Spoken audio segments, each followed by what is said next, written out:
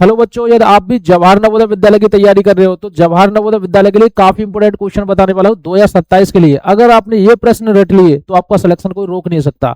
मैं अभी आपको आगे बताऊंगा। और जिस बच्चे को गणित से डर लगता है या फिर उसको ऐसा लगता है कि वो गणित में स्कोर नहीं कर पाएगा, उसको ऐसा लगता है कि वो बहुत ज्यादा कमजोर है, एग्जाम नहीं निकाल पाएगा, जो भी गणित के कमजोर स्टूडेंट है वो सब मेरे पास आ जाए। सभी बच्चों को मैं आसान ट्रिक के साथ सारे क्वेश्चन कराऊंगा। अगर ये क्वेश्चन जो मैं कराने वाला हूँ, ये 10 क्वेश्चन अगर आपके समझ में आ गए तो आपसे ज्यादा अच्छा और आपसे ज्यादा मेंटलिटी वाला स्टूडेंट कोई नहीं है। ठीक है, तो आज हम इस वाले प्रश्न पे बात करेंगे। प्रश्न नंबर फर्स्ट है। प्रश्न नंबर फर्स्ट को देखेंगे। उसने क्या बोला है, 2,02,000 को अंकों द्वारा लिखने पर प्राप्त होगा।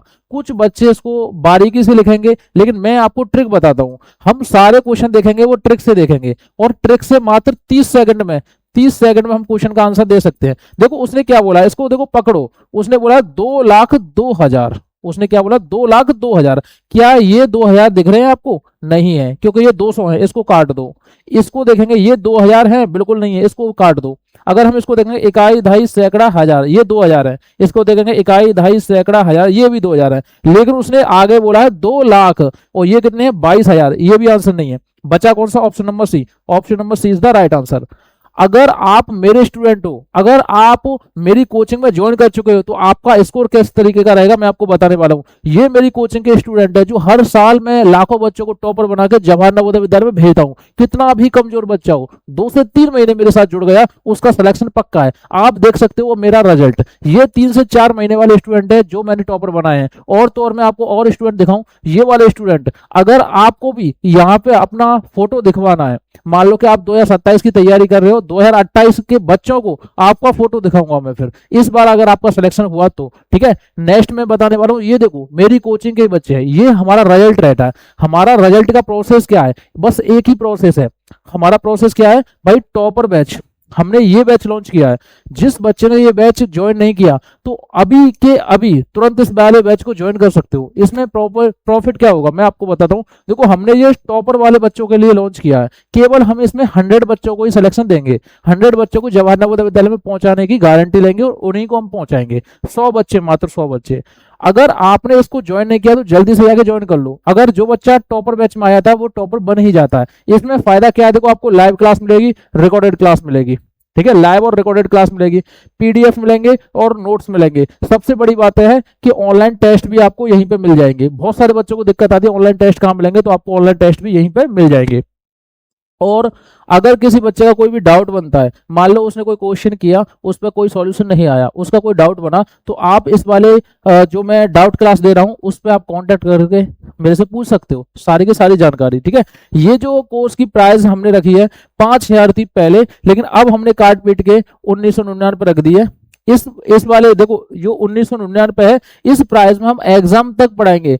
12 महीने की फीस 1,999 रुपए है। ठीक है, तो जिन बच्चों ने अभी तक ज्वाइन नहीं किया तो जल्दी से आगे ज्वाइन कर लो, अगर आपको टॉपर बनना है तो। मैं नेक्स्ट क्वेश्चन देता हूं आपके लिए। ये निम्न में से कौन सा कथन सत्य है? निम्न में से कौन सा कथन सत्य है? इसको रट के लेके जाना है, इसको रट के लेके जाना है, क्योंकि आपका एग्जाम हर बार ऐसे प्रश्न पूछे जाते हैं और बच्चे कंफ्यूज भी हो जाते हैं। ये वाला जो प्रश्न मैं आपको बताने वाला हूँ, ये इतना ज्यादा इंपोर्टेंट है कि आपने सोचा भी नहीं होगा, और इसमें डाउट भी है। अगर हम इसको देखेंगे, निम्न में से कौन सा कथन सत्य है, तो देखो सबसे फर्स्ट ऑप्शन देखेंगे, शून्य एक विषम संख्या है, शून्य एक सम संख्या है, शून्य एक अभाज्य संख्या है, शून्य न तो सम है न ही विषम है। अब इस वाले प्रश्न में डाउट है।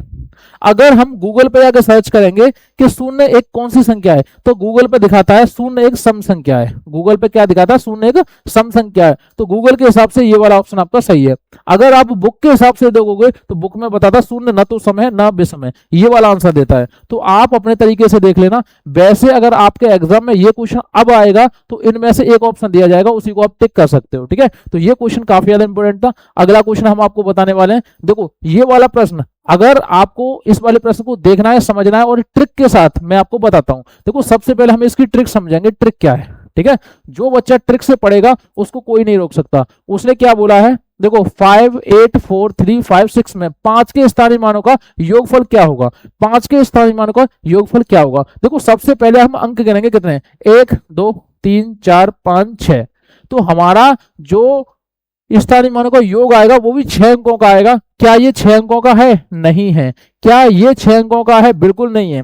क्या ये 6 अंकों का है? बिल्कुल नहीं है, एक ही ऑप्शन है 6 अंकों का, option number D. Option number D is the right answer. फिर भी अगर आपको ऐसी ट्रिक समझ में नहीं आई तो मैं और भी तरीके से बताता हूं। अगर हम देखो 5 को देखेंगे तो यहाँ 5 लिखेंगे, ठीक है, उसके बाद 1 2 3, 1 2 3, 3 जीरो आएगी। अब हम यहाँ देखेंगे 5 के बाद 3 जीरो है, कभी नहीं है। 5 के बाद 3 जीरो है, नहीं है। 5 के बाद 3 जीरो नहीं है, फिर भी आपका आंसर ऑप्शन नंबर डी होगा, ठीक है।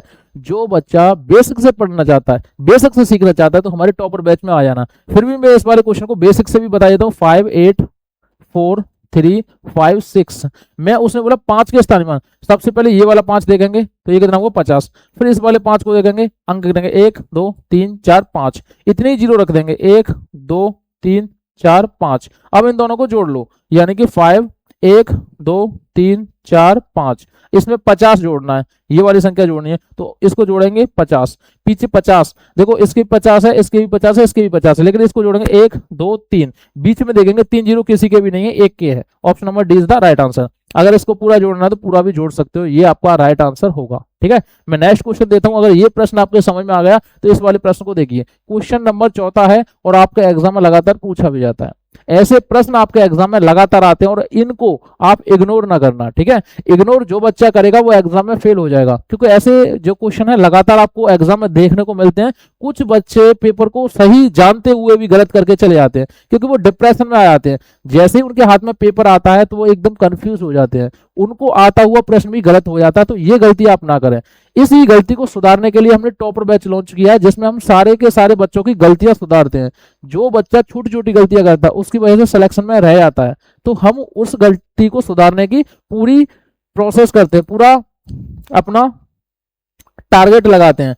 जो भी बच्चा एग्जाम में कंफ्यूज ना हो, हम उसको एक बेहतर तरीके से देखते हैं, उसके दिमाग को चेक करते हैं, कब खाना है, कब सोना है, कब पहनना है, कब उठना है, कितने घंटे पढ़ना है और कितने घंटे खेलना है, ये सारी सुविधा हम देते हैं और हम अपने तरीके से बताते हैं, ठीक है। चलो हम इस वाले प्रश्न को देखते हैं। 0 3 6 7 एवं 9 का प्रयोग कर पुनरावृत्ति होने पर निम्न 5 अंक की सबसे बड़ी संख्या, 5 अंक की सबसे बड़ी संख्या और सबसे छोटी संख्या में अंतर क्या होगा। अंतर का मतलब होता है बेटा डिफरेंट। डिफरेंट क्या होगा, तो सबसे बड़ी संख्या कौन सी है, सबसे बड़ा अंक निकाल लेंगे 9। ट्रिक देखना बेटा, जो बच्चा ट्रिक समझ गया तो वो उसी का सिलेक्शन है, ठीक है। देखो सबसे बड़ी संख्या 9, उसके बाद है 7, उसके बाद है 6, उसके बाद है 3, उसके बाद है 0। अब छोटी वाली संख्या करेंगे। कुछ बच्चे यहीं पे गलती कर देते हैं। गलती क्या होती है उनकी मैं भी बता दूं। वो क्या करते हैं, 0 से स्टार्ट करते हैं, 0, फिर उससे बड़ा 3, फिर उसके बाद 7, ठीक है, उसके बाद से ये और उसके बाद 9।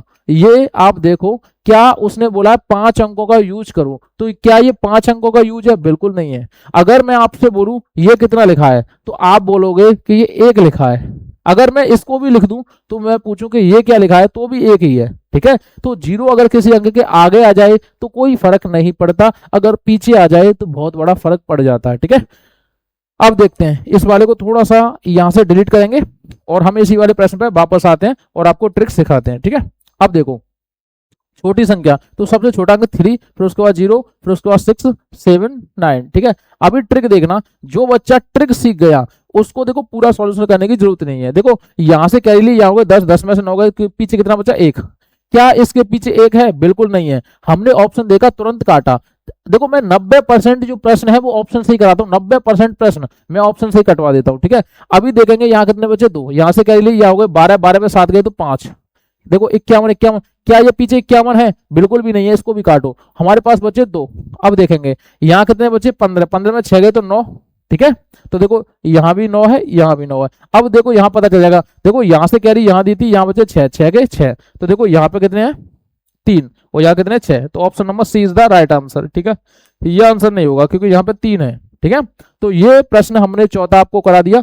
बहुत सारे बच्चों को अच्छा भी लगा होगा, बहुत सारे बच्चे नए स्टूडेंट होंगे जिनको ये समझ में ही नहीं आया होगा, ठीक है। अगर आपको मैं बार बार आपको बता रहा हूं, अगर आपको टॉपर बनना है तो मेरे टॉपर वाले बैच में आया ना, आज ही मैं आपको टॉपर बना दूंगा। मात्र 3 से 4 महीने मेहनत करने के बाद आप टॉपर बन जाओगे। ये प्रश्न मुझे पता है कि 99% बच्चे इस वाले प्रश्न को करते ही नहीं है, 99% बच्चे इस वाले प्रश्न को गलत करते हैं। इसका सॉल्यूशन आज मैं पूरा बेसिक से एडवांस तक बताऊंगा और इसको मैं एक अच्छे तरीके से समझाऊंगा। जिस बच्चे ने ये समझ लिया उसकी बल्ले बल्ले है, क्योंकि एग्जाम में 3 से 4 बार ये प्रश्न पूछा हुआ है और इसको रट के ले जाना। अगर आप 2027 का एग्जाम देने जा रहे हो तो उसने बोला है यदि ए बी की पूर्ववर्ती संख्या है, पूर्ववर्ती संख्या बोलते हैं जो संख्या पहले आती है। पूर्ववर्ती संख्या है तो a माइनस बी और b माइनस ए का मान क्या होगा।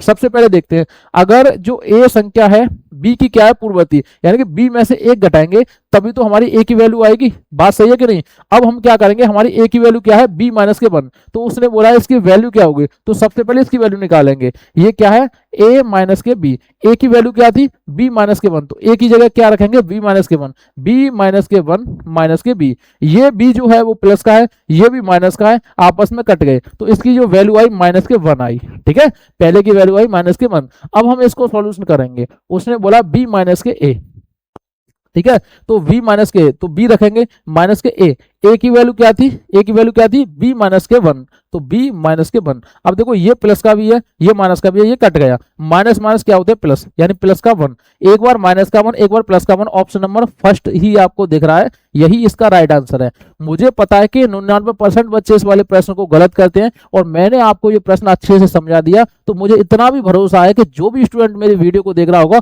उसके आसानी से समझ में आया होगा। बिल्कुल जिस बच्चे के समझ में नहीं आया तो आपके सामने कॉन्टेक्ट नंबर है, आप इस पे कॉल करके कभी भी मेरे से पूछ सकते हो। और अभी आपने बैच के बारे में जानकारी लेनी है तो तुरंत आप यहाँ पे कॉल करके हमसे जानकारी भी ले सकते हो। ठीक है, नेक्स्ट प्रश्न आपके लिए रखता हूं मैं ये वाला। ठीक है, निम्न संख्याओं में कौन सी संख्या 18 से पूर्णतः विभाजित है। ऐसे प्रश्न आप चुटकियों में उड़ा दोगे और ऐसे प्रश्न देखने के बाद 30 सेकंड लगते हैं इन वाले प्रश्नों को काटने के लिए। हमारा जो 18 आपके सामने दिया है, 18 के दो पार्ट होते हैं, एक तो 2 होता है दूसरा 9 होता है। अगर हम 2 का गुणा 9 में करेंगे तो 18 होता है। बात सही है कि नहीं। अगर एक ऐसी संख्या देखी जाए जिसमें 2 का भाग जाए और 9 का भाग जाए तो उसमें 18 का भी भाग चला जाएगा। बात सही है कि नहीं। क्या इसमें 2 का भाग जाएगा? बिल्कुल नहीं जाएगा, क्योंकि पीछे संख्या 5 है, इसमें 2 का भाग कभी नहीं जाएगा। ठीक है, अब हम देखेंगे 9 का भाग। क्या इसमें 9 का भाग जाएगा? कभी नहीं जाएगा। क्या इसमें 9 का भाग जाएगा? कभी नहीं जाएगा।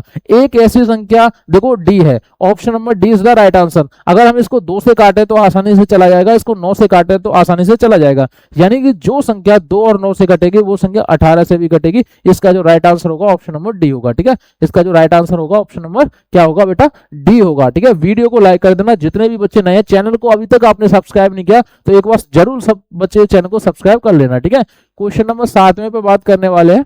देखो उसने क्या बोला है, विभिन्न अंकों से बनी 4 अंक की छोटी से छोटी संख्या जिसमें 9 दहाई के स्थान पर हो।